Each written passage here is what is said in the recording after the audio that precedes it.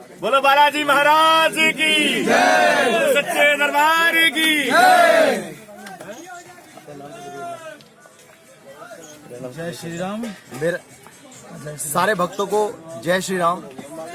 जय श्री राम। जय श्री राम। मेरा नाम कमल शर्मा स्वामी है और मैं राजस्थान क्षेत्र का रहने वाला हूं और इस क्षेत्र पे मैं 7-8 साल का था तब से आ रहा हूं।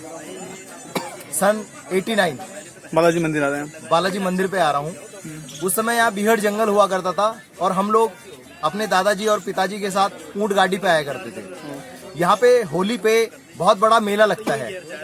उस मेले की प्रधानता ये है कि हिंदुस्तान के अनेक राज्यों से यहाँ पे दर्शनार्थी दर्शन करने के लिए आते हैं। लेकिन दर्शन तो मात्र एक छोटी सी चीज है, लेकिन आने का जो मेन मकसद है वो यहाँ पे ये है कि लोगों के ऊपर जाने अनजाने प्रेत बाधाओं से ग्रसित होते हैं। जैसे किसी के ऊपर जादू टोना टोटका कर देना, कहीं चौराहे पे पैर पड़ जाना, भूत व्याधि चुड़ैल आदि जिन आदि के पकड़े जाने से उनका शारीरिक शोषण होना। तो इस प्रकार के इन चीजों से जो पीड़ित व्यक्ति हैं या जो पीड़ित भक्तगण हैं वो यहाँ आते हैं। और जो होली का जो मेला है, अगर पूरे साल में जिसके शरीर से ऐसी व्याधाओं का निवारण नहीं होता, वो जो होली का जो मेला होता है, होली का जो पर्व होता है, उसमें यहाँ पे खास पूजन होता है। उस पूजन के अंदर उसका निवारण एकदम जड़ से खत्म हो जाता है। यहाँ की बहुत सारी महानताएं हैं जो मैं इस वीडियो में आपको नहीं बताऊंगा, वो आने वाले अगले वीडियो में मैं बताऊंगा।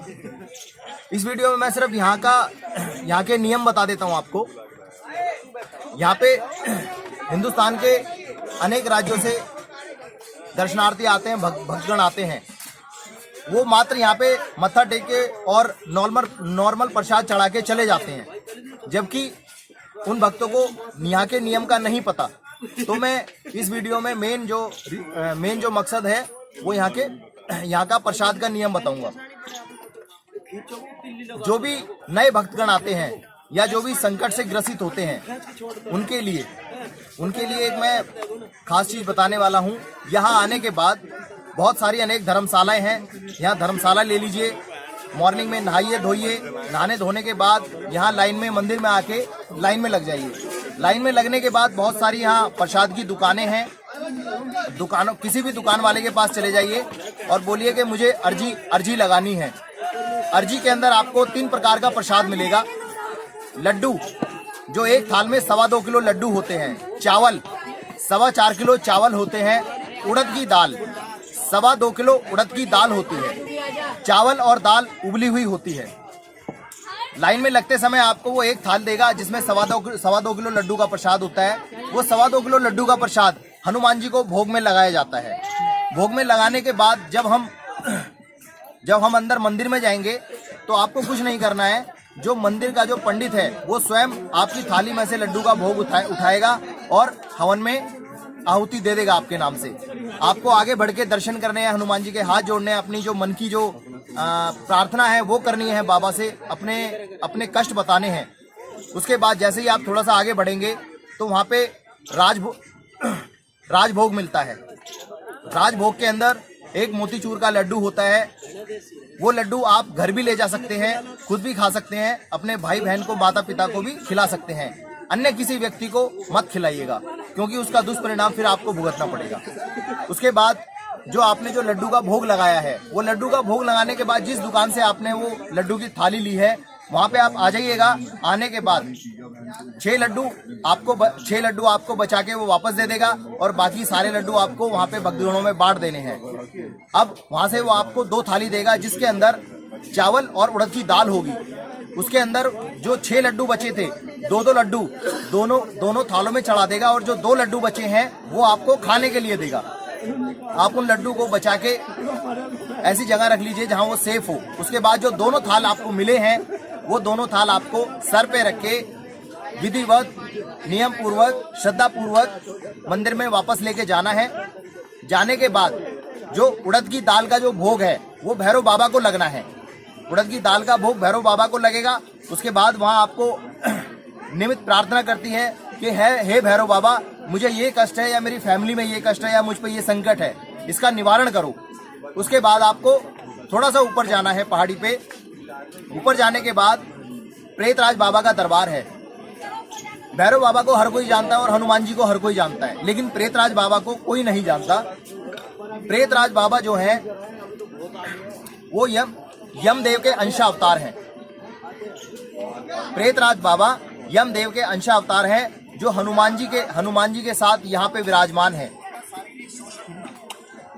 जो हनुमान जी के साथ यहाँ पे विराजमान है वो हनुमान जी का और भैरव जी का ऑर्डर मानते हैं और जो भी भक्तगण भूत और प्रेतों से ग्रसित होते हैं उनके संकट का निवारण करते हैं। जो चावलों का जो भोग है वो प्रेतराज बाबा पे लगता है। उसमें बूरा होती है और देसी घी होता है और चावल होता है। वो तीनों को मिक्स करके जो वहाँ के जो पंडित हैं आपके नाम से वो उसमें से चावल के दाने उठाएगा और आहुति में चढ़ा देगा। उसके पश्चात आपको वहां भी अरदास लगानी है कि हे प्रेतराज बाबा, मैं इस चीज से ग्रसित हूँ और इतने दिनों से ग्रसित हूँ। मैंने दर दर की ठोकरें खाई हैं। अंत समय में मैं तेरे दरबार में आया हूँ बाबा, मैं यहाँ से खाली हाथ ना लौटूं।